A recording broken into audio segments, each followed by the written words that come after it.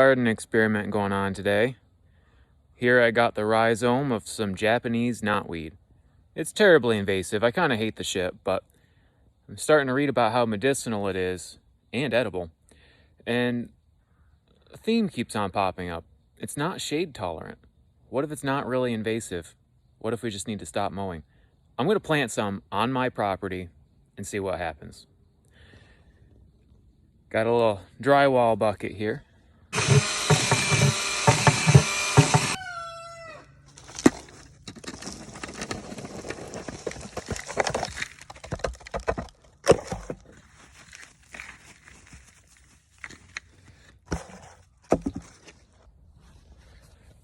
Now up here, this is where I'm going to plant it. I got a little bit of vetch here, which some people suggest could be allelopathic, and all these short little white pines. White pines are allelopathic, which means the ground down here shouldn't really support a whole lot. Plus, as you can see, it's going to be real shaded out. Let's see how shade tolerant knotweed is.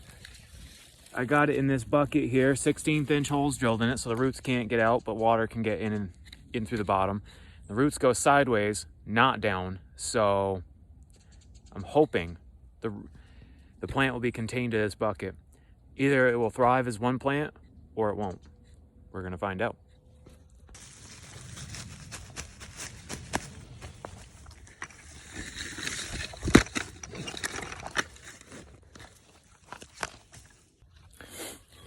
So if this experiment works, it'll prove that knotweed isn't a terrible invasive that we need to eradicate.